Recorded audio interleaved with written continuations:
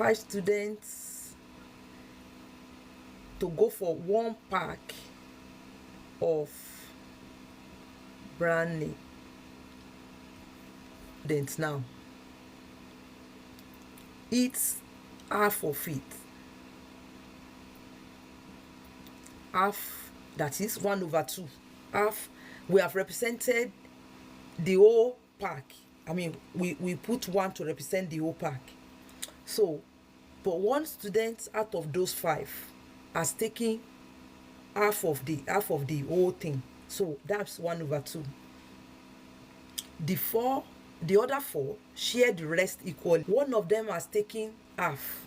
So I will just say remaining